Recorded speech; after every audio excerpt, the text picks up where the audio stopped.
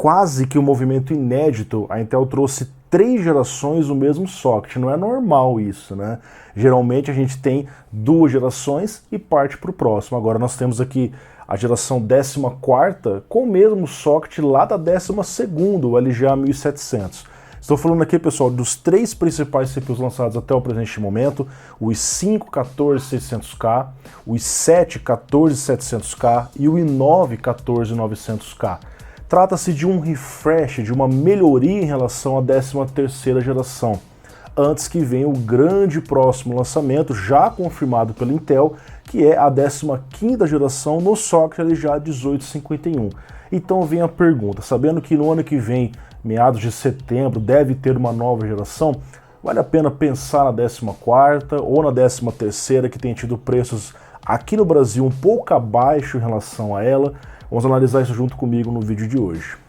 E a Black Friday chegou na Insider, a Insider que produz diversas peças do vestuário cotidiano com benefícios únicos tecnológicos, coisa que nós adoramos por aqui. Por exemplo, a camiseta Tech T-Shirt, que é feita com fibras que se adaptam ao corpo, acompanhando os movimentos com leveza.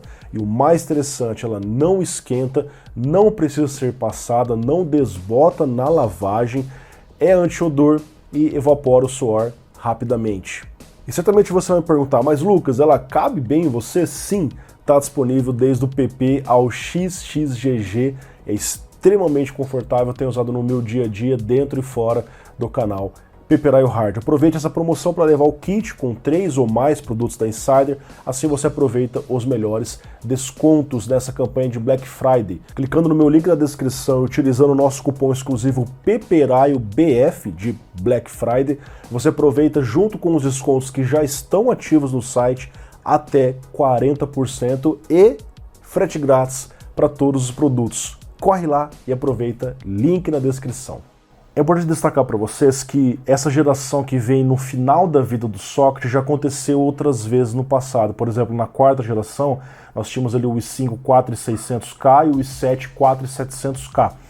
No final da vida veio o 4690K e o 4790K. Basicamente eram pequenas melhorias de clock e trouxeram novas versões um pouco mais rápidas, e foi exatamente o que aconteceu aqui. Se você pega o i9 14900K, ele tem exatamente as mesmas especificações do i9 13900KS, ou seja, um incremento de clock. É o que a gente vai ver aqui em quase todo o line-up. Você vai ver entre 100 a 200 MHz de aumento de clock. O i7 14700K é a exceção.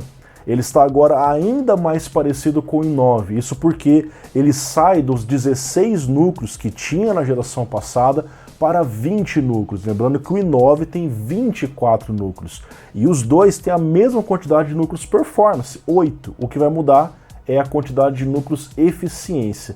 A vantagem do i7 é que ele custa bem menos por ter esses 4 núcleos de eficiência a menos. Isso faz com que o i7 faça muito mais sentido, assim como no passado o 13700K sempre fez muito mais sentido que o 14900K. Não à toa eu uso no meu PC aqui o 13700K, mesmo tendo o Core i9 por aqui, tá?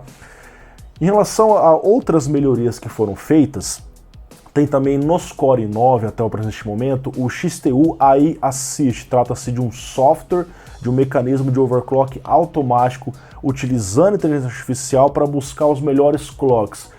Esse recurso, eu digo assim para você que não é tão relevante no caso do i9, talvez seria mais no i5, porque o i9 já está na tampa do seu clock, ele já está ali a 6 GHz no máximo.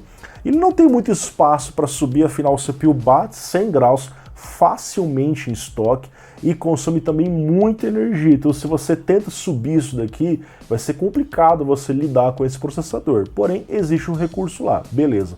Agora um outro que é até mais interessante, chamado Intel APU, que é um recurso que trabalha em conjunto com o Thread Director, onde ele otimiza as threads do CPU em relação a softwares específicos e você ganha performance em jogos. Por hora são 2 jogos, o Rainbow Six Siege e o Metro Exodus, onde você, ao utilizar o APU junto com o CPU Intel, você, cara, ganha muita performance. Interessante. A gente espera que isso se amplie para mais jogos por hora, já faz 2 meses, parou por ali, não houve mais novidades em relação a isso. Em relação à temperatura, pessoal, assim como a 12ª, na verdade assim como há muito tempo, né, cara, desde ali do 8700K, 9900K, os CPUs então têm ficado muito quentes, tá? E não é diferente no 14900K, na verdade nos próprios Ryzen 7000 está acontecendo a mesma coisa. O que a gente vai observar aqui é que o Core i9 14900K no estoque, ele vai estar dissipando algo em torno dos 270 watts. O clock médio, isso no Blender, fica entre 5.300 a 5.600 MHz e ele bate 100 graus fácil, tá? E eu estou usando um water cooler, o WaterForce X da Gigabyte, que custa mais de R$1.000. Então mesmo que eu colocasse um super water cooler, ele continuaria sendo muito quente. Porém dá para você fazer ajustes, ele praticamente não muda muita coisa. Eu fiz uma limitação no TDP dele, coloquei a 250 watts. Ele passa a ficar no clock entre 5.200 a 5.500, você vê. Ele está bem próximo do que estava antes. Agora a temperatura foi para 93 graus, caiu 7 graus. Eu continuei fazendo isso. TDP limitado na BIOS em 220 watts, entre 5.200 a 5.300 de clock, você vê que já caiu um pouco mais o clock. Porém, olha a temperatura, 84 graus, cara, já caiu drasticamente. Foi reduzindo, TDP 200 watts, 5.000 MHz de clock, entre 5.000 e 5.100, 78 graus. TDP 170 watts, entre 4.800 a 4.900, 71 graus, cara. E por fim, o TDP base. O CPU afirma ali Max TDP, entre aspas, né, 125 watts, que é uma coisa que não faz nenhum sentido, porque esse não é o base que ele trabalha na prática, no automático, tá? 4.300, 4.400 MHz na média, 60 graus. O undervoltage aqui não foi efetivo, não consegui aplicar um undervoltage que fizesse sentido para reduzir a temperatura, porque normalmente é o que acontece, mas esses ajustes de TDP foram bem interessantes. Agora, Lucas, números, e na prática, o que isso muda? Olha só, fiz um teste no Cinebench R24 com todos esses cenários para a gente ver como que a performance é afetada. Em estoque, ele fez 2.193 pontos em 100 graus, tá? Quando eu reduzi para 250, ele fez 2.171. Cara, praticamente o mesmo desempenho. Olha como reduziu a temperatura e o consumo. Ele em 220 watts também, em 200 watts, olha isso, cara, 2.103, praticamente a mesma coisa.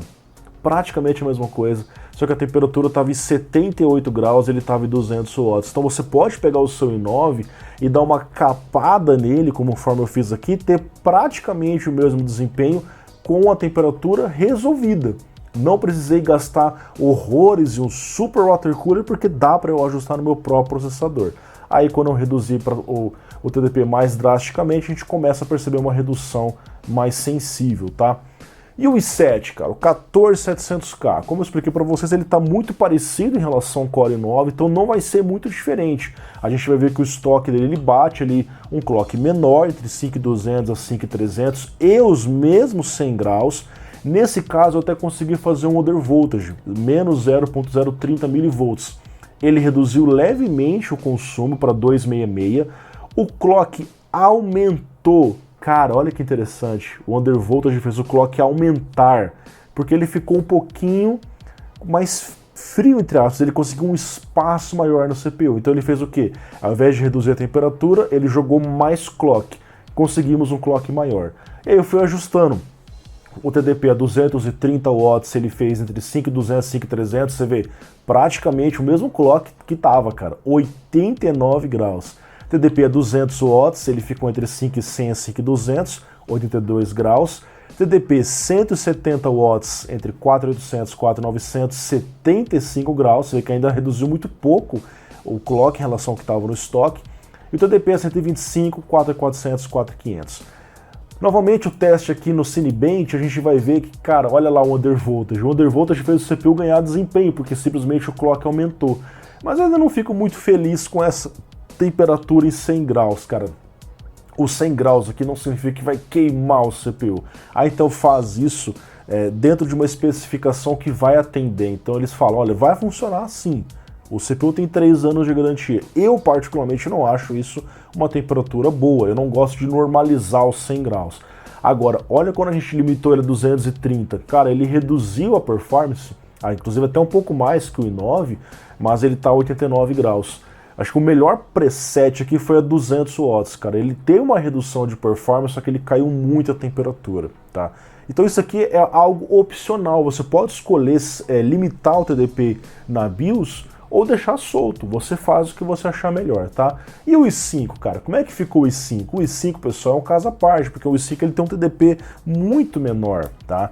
Então no estoque ele fez ali 5300, 75 graus dissipando 160 watts. Então não vi necessidade de fazer ajustes, porque a temperatura estava boa em carga pesada no caso do Blender, e o consumo estava relativamente baixo. Daria para limitar um pouquinho, mas, cara, dá para usar no estoque.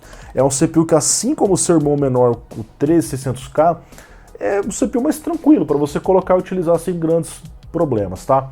Bom, pessoal, partindo para os testes em jogos, coloquei inicialmente os 3 CPUs aqui, tá? Eu não coloquei inicialmente os CPUs Ryzen, vamos ter uma nova rodada com os Ryzen, porque o que acontece, pessoal? Eu refaço os meus testes ali pelo menos 3 vezes por ano, para evitar usar resultados muito antigos. Os jogos vão sempre atualizando, saem novos drivers, enfim, então eu não gosto de ficar reciclando muito o resultado, tá? Então o que eu fiz? Eu zerei tudo que eu tinha e refiz aqui tudo novo.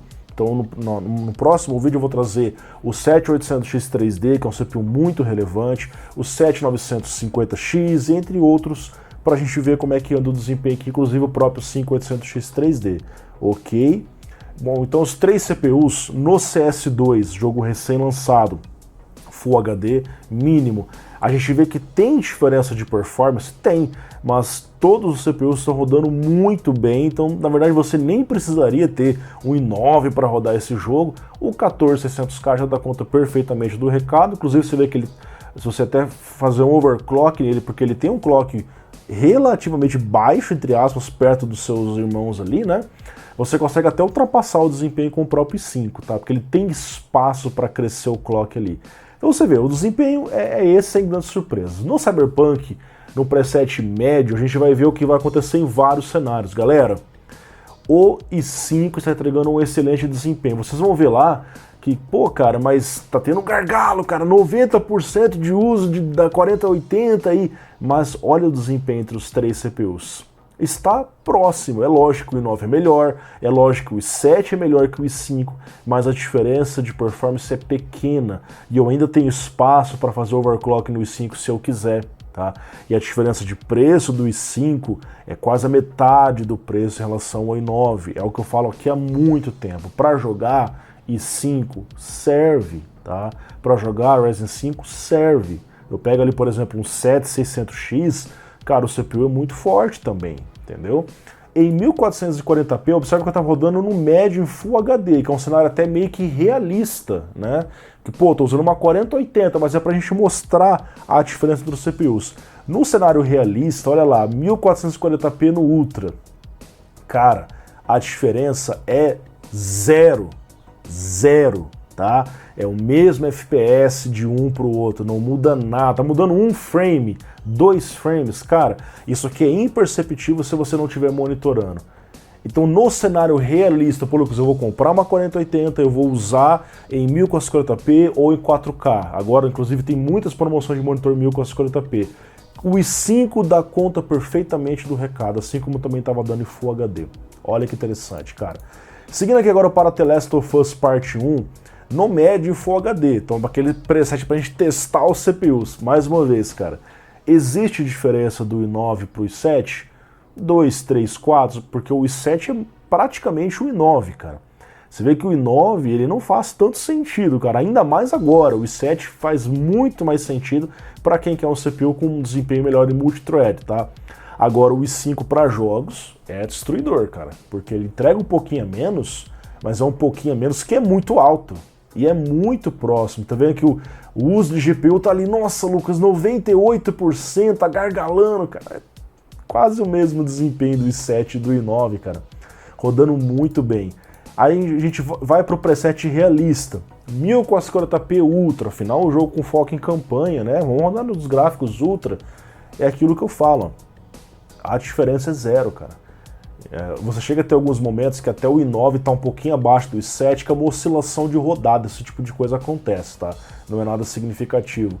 Mas você vê que é o mesmo desempenho. 1, 2 quadros é margem de erro, cara, tá? Então, em ambos os cenários, isso vai se repetir em vários jogos.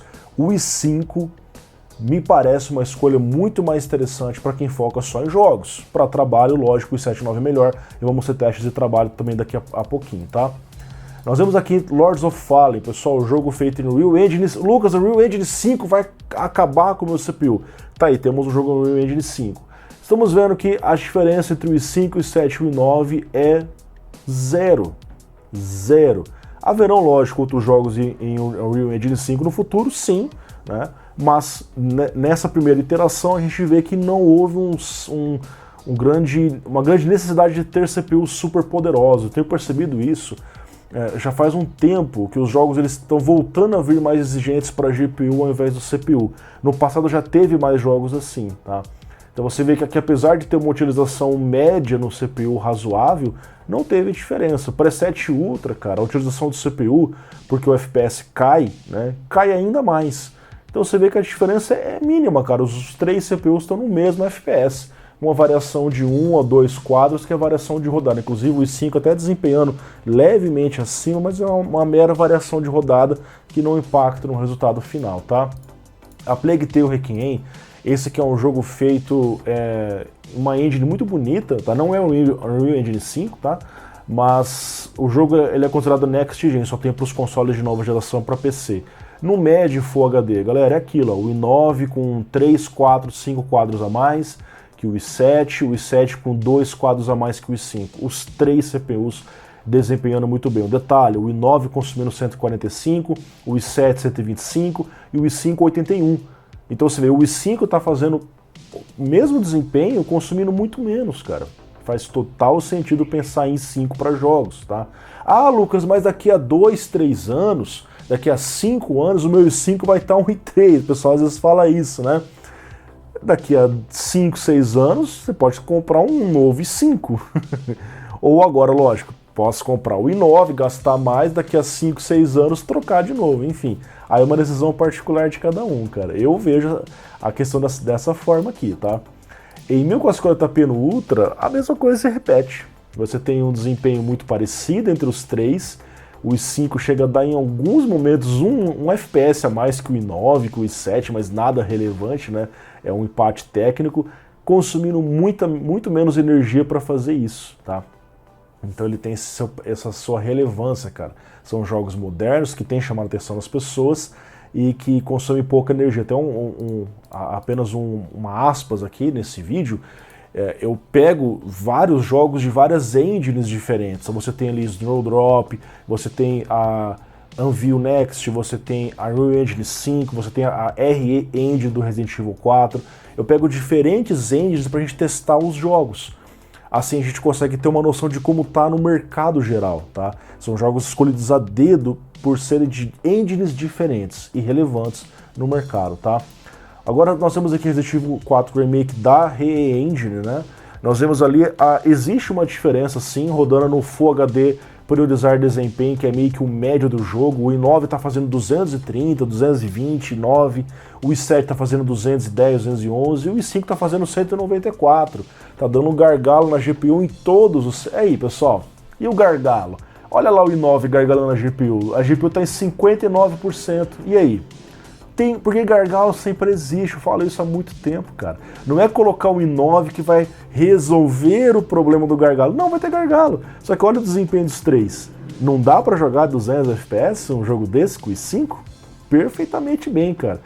Então, aí no preset realista, que é no máximo do jogo, com Ray Tracing, inclusive, 1440p, tá lá os três CPUs tancando perfeitamente, o i5 consumindo ali por volta de 40 watts a menos que o i9 para fazer basicamente o mesmo FPS que ele, tá? Então ele tem 10 núcleos, tem menos núcleos em relação ao que tem ali o i9 e consegue desempenhar bem melhor em relação ao que a gente esperava de um simples i5 de 2.000 e pouquinhos reais, tá?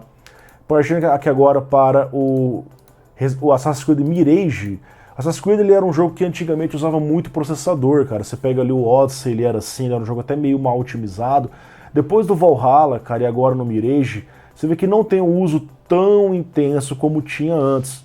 E você vê que existe uma diferença do i9 para o i7? Existe. 5 quadros, normalmente, né? Às vezes 8, 10 quadros. Existe uma diferença do i7 para o i5? Existe. Mas você vê que 1% low é estável nos 3 CPUs. Olha lá que interessante. Isso diz respeito à sua estabilidade de jogo, tá? E existe uma diferença de consumo ali de quase 40, 50 watts entre o i5 e o i9 para entregar quase o mesmo desempenho. Eu posso colocar o i7, posso colocar o i9, mas a realidade é que o i5 também dá conta. Eu não estou aqui querendo vender o i5 para vocês, mas apenas mostrar o que os números estão mostrando para todo mundo. No preset realista, que é Ultra 1440p, tá? Esse 100% indica que eu não estou usando nenhum upscale no jogo, nos outros eu também não estava usando. Você tem o... Aqui teve até uma variação de rodada, o i9 está até um pouquinho inferior, cara. Às vezes acontece na própria benchmark de acontecer coisas estranhas assim. Mas a diferença de 4 quadros não faz diferença, tá?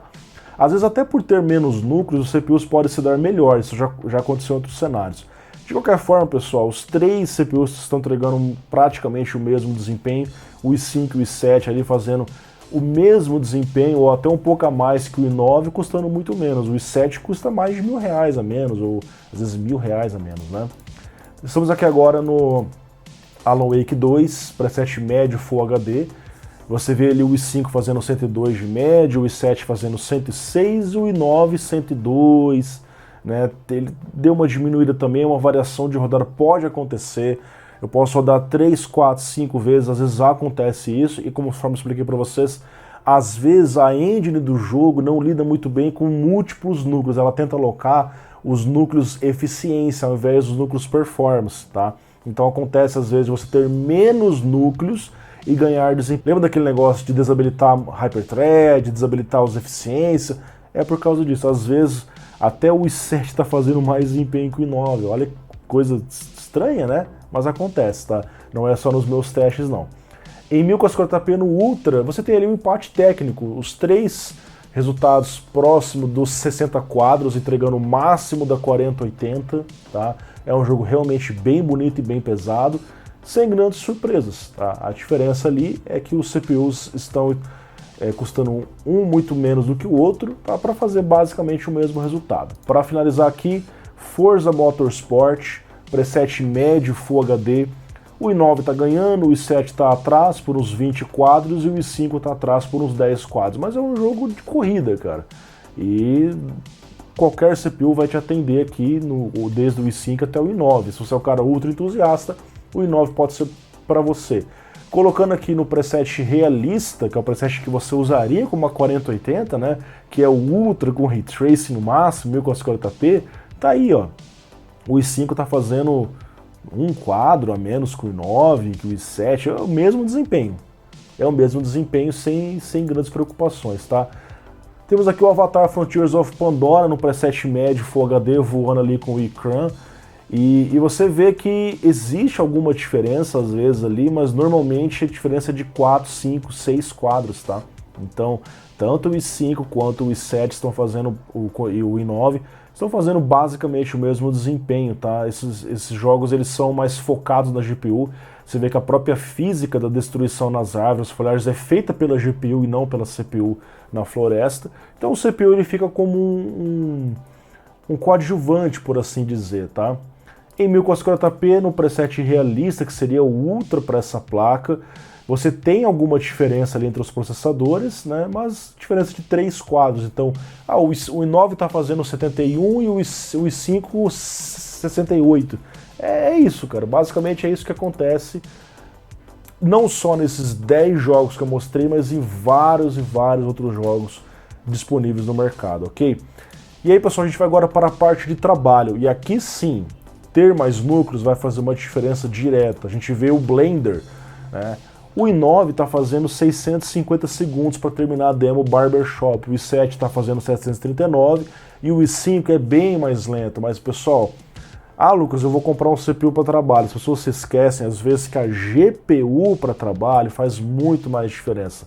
A 4080 está terminando em 35 segundos e a 4080 ela custa ali, sei lá, 8 mil reais, né? O i9 custa 4, quer dizer, ela custa o dobro para fazer infinitamente mais rápido o trabalho.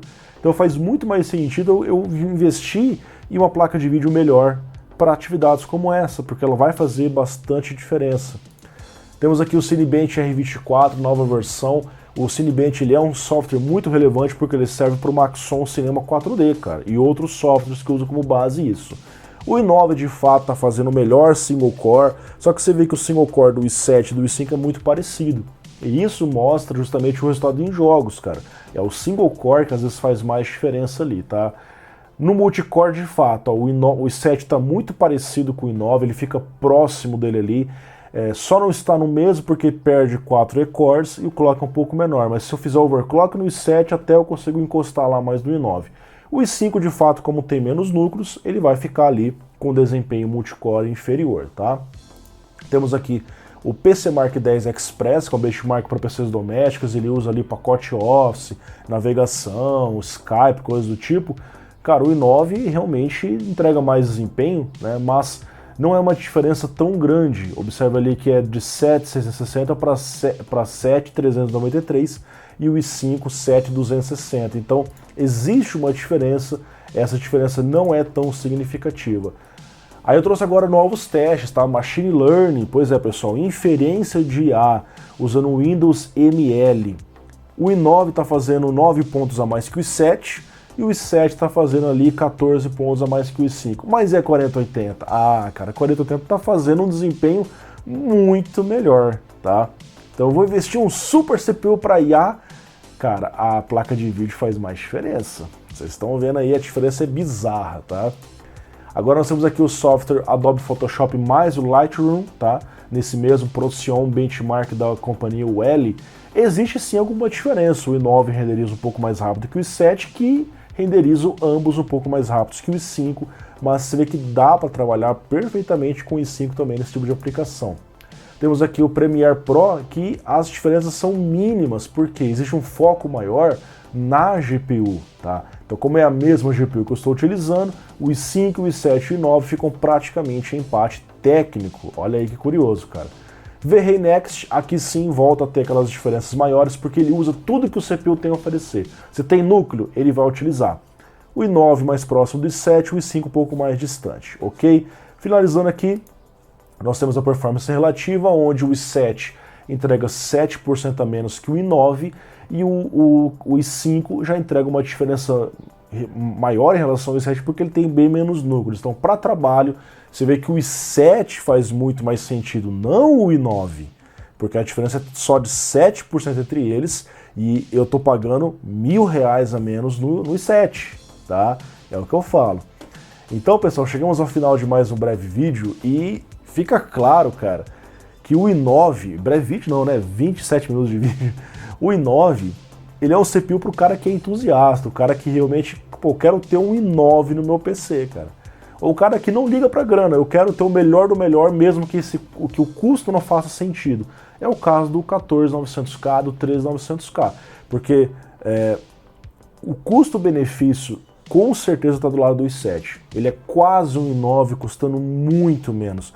E ainda mais agora, que o i7 está bem mais parecido com o i9 do que era na geração passada. Ele está mais próximo dele, tá? Também se você já ia comprar, por exemplo, um 13700K.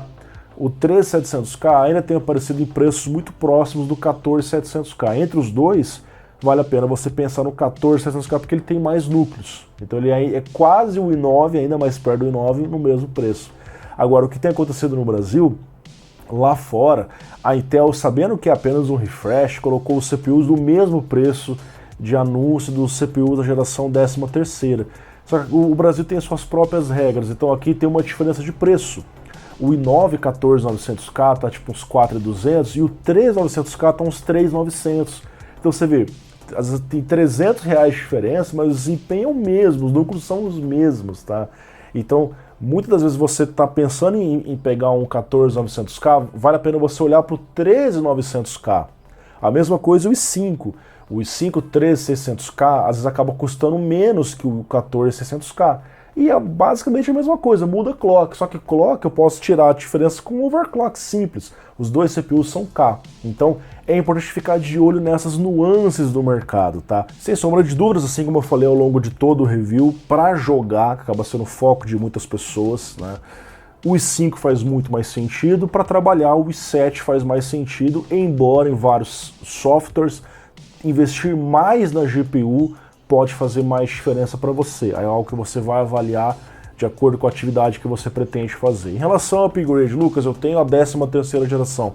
Vale a pena ir para a 14ª? Cara, é um refresh. Eu já recebi esse tipo de pergunta aqui no canal. Você não vai perceber grande diferença, por exemplo, indo de um i7 para o outro. Porque, por exemplo, 13700K para o 14700K, porque aumentou só 4 núcleos de eficiência. Então esse upgrade não faz sentido. Talvez indo para um i9, mas mesmo assim, cara, eu manteria o que eu tenho. O que você sente mais diferença, por exemplo, Lucas, eu tenho a 10ª geração. Aí sim, cara, você pega ali um 10900K ou um 10700K octa-core, parte para um i7 de 20 núcleos, você percebe a diferença no seu sistema, no software que você utiliza para trabalhar, até mesmo nos jogos, dependendo da sua placa de vídeo. Então é um upgrade para quem tem algo mais antigo. Para quem tem algo da 12ª mais robusto, 13ª, não faz tanto sentido porque as arquiteturas são relativamente parecidas, tá? E caminho de upgrade agora também acabou, é importante a gente destacar que essa é a última geração do socket, mas tem muitas pessoas que fazem o seguinte, elas compram um processador e ao invés de ficar trocando depois, eu comprei o i5, depois vou pro i7, depois vou pro i9, tem gente que compra o i5 e fica 5 anos com a máquina e troca lá na frente quando já mudou tudo. Já mudou o socket, já veio várias tecnologias novas. Imagina o cara que comprou um 7700K em 2017 e tá trocando agora. O cara tá pegando um CPU muito melhor, cara. Naquela época o i7 era 4 núcleos. Hoje o i7 tem 20 e tem Resizable Bar, PCI 4.0, um monte de tecnologia nova, cara. Então às vezes o cara fica preocupado com isso. Pô, mas eu não vou comprar porque isso aqui é fim da linha. Mas o cara troca de CPU o tempo todo. Se não é o seu caso, você pode pegar um i7, um i5 desse e ficar muito tempo e depois de 4, 5, 6 anos você troca por uma geração completamente nova, cheia de recursos. Agora, para quem visa upgrades constantes, se preocupa com isso, o AM5 está no começo. Enquanto esse daqui está no final do socket, o AM5 começou agora, está na primeira geração do AM5. Você pega um 7800X3 aí, que é um CPU campeão em jogos, ele bate no Core i9, consumindo muito menos e custando menos que ele também. No próximo vídeo a gente vai ter os testes do 7800X3 atualizados para vocês. Ele é um CPU incrível, tá? Apesar de ser ainda um octa-core muito caro, como eu falo para vocês em outras oportunidades.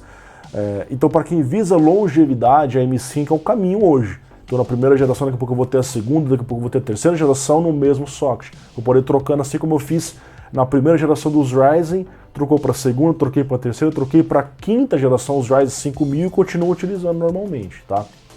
E um destaque importante nessa comparação breve que eu estou fazendo entre Ryzen 7000 e Core 5 e Core 14ª geração, né? O custo da plataforma Intel hoje ainda é menor, porque você pode utilizar DDR4 se você quiser, e a placa-mãe normalmente é mais barata, as placas H, as placas B, enquanto que as placas A620 começa a partir dos R$700, então assim, tem um custo maior, e no DDR5 também, que é obrigatório, não tem como você utilizar sem DDR5. Pessoal, espero que você tenha gostado, né? Para o vídeo não ficar tão longo, não quis trazer vários CPUs nesse momento, vai ter um próximo vídeo.